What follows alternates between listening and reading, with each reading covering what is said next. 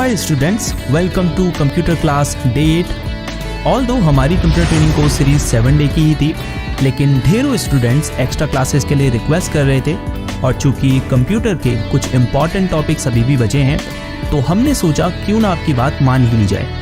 तो ये रही कंप्यूटर क्लास डे 8, जिसमें हम आपको विंडोज़ कंट्रोल पैनल की कंप्लीट नॉलेज देंगे। तो कंट्रोल पैनल आपके विंडोज़ कंप्यूटर का वह प्रोग्राम है या कह सकते हैं वो कंपोनेंट है जिसकी मदद से आप कंप्यूटर की सिस्टम सेटिंग्स को मॉडिफाई कर सकते हैं या उनमें अपने हिसाब से चेंजेस कर सकते हैं। तो कहने का मतलब है कि कंट्रोल पैनल का यूज़ करके आप अपने कंप्यूटर की हार्डवेयर और सॉफ्टवेयर सेटिंग्स को एक्सेस कर सकते हैं और उनमें चेंजेस कर सकते हैं। कंट्रोल पैनल को आप कई तरीक़ों से कंप्यूटर में ओपन कर सकते हैं। सबसे आसान तरीका है नीचे सर्च बार में कंट्रोल पैनल टाइप कीजिए और ओपन पर क्लिक कीजिए।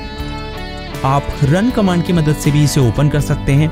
उसके लिए कीबोर्ड में Windows+R की को दबाइए, फिर यहाँ बॉक्स में टाइप कीजिए कंट्रोल पैनल, फिर एंटर की दबाइए। कंट्रोल पैनल की विंडो हमारी कंप्यूटर स्क्रीन में ओपन हो चुकी है। आप देख सकते हैं यहाँ सेटिंग्स की कई कैटेगरीज हमें दिखाई दे रही है। यहाँ ऊपर राइट साइड में कैटेगरी बटन पर क्लिक करके आप कंट्रोल पैनल सेटिंग्स को लार्ज और स्मॉल आइकन्स में भी देख सकते हैं।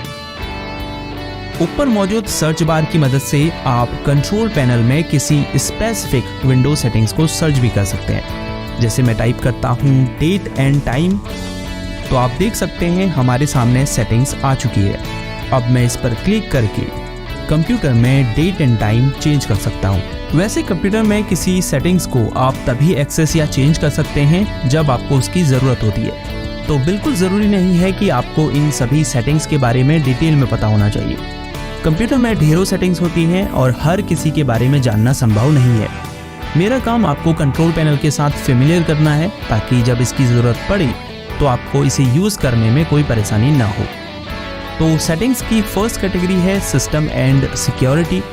इस पर क्लिक करने पर आपको सिस्टम और सिक्योरिटी से रिलेटेड सेटिंग्स की सब कैटेगरीज यहाँ दिखाई देंगी। जैसे सिक्योरिटी एंड मेंटेनेंस से रिलेटेड सेटिंग्स है, यानी इस पर क्लिक करके आप कंप्यूटर सिक्योरिटी से रिलेटेड सेटिंग्स को देख और उनमें चेंजेस कर सकते हैं। ऑटोमेटिक मेंटेनेंस स्टार्ट कर सकते हैं, यूज़र अकाउंट कंट्रोल सेटिंग्स को चेंज कर सकते हैं इत्यादि।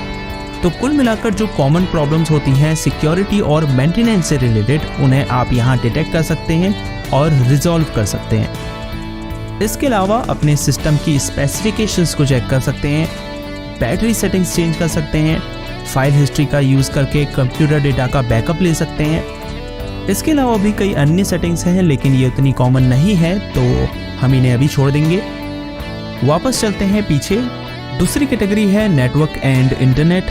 यहाँ से आप नेटवर्क स्टेटस चेक कर सकते हैं, यानी अगर आप किसी वाईफाई नेटवर्क से कनेक्टेड होंगे तो आप यहाँ से उसका स्टेटस चेक कर पाएंगे, जैसे इंटरनेट स्पीड क्या है, सिग्नल क्वालिटी क्या है इत्यादि।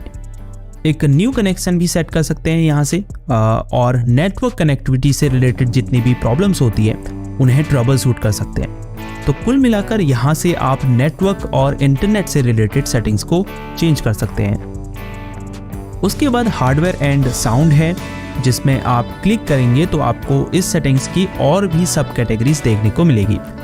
For example devices and printers में आपको वो हार्डवेयर डिवाइसेस और प्रिंटर्स देखने को मिलेंगे जो आपके कंप्यूटर ने आज तक डिटेक्ट किए हैं।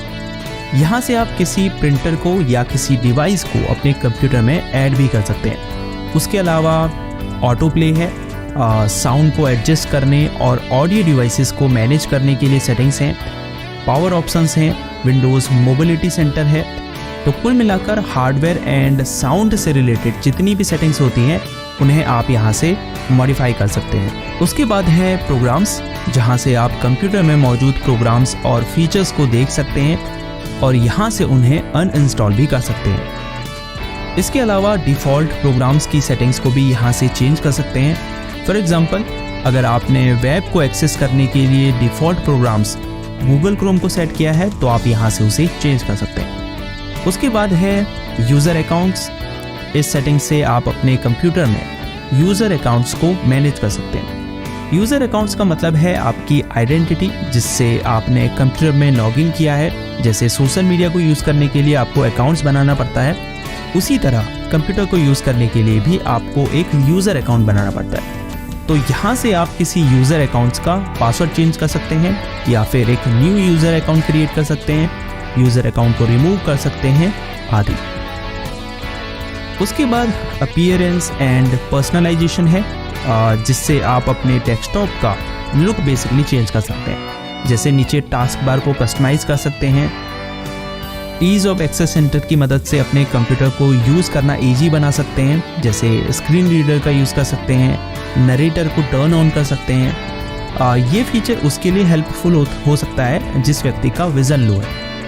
उसके अलावा फाइल एक्सप्लोरर कैसे यूज़ करेंगे उसकी सेटिंग्स में चेंजेस कर सकते हैं, जैसे फाइल एक्सप्लोरर में कोई फाइल डबल क्लिक में ओपन होनी चाहिए या सिंगल क्लिक में, ये आप यहाँ से सेट कर सकते हैं। इसके अलावा फॉन्ट सेटिंग्स में भी बदलाव कर सकते हैं। उसके बाद है क्लॉक एंड रीजन, जहाँ से आप डेट एंड टाइम और रीजन सेट कर सकते हैं।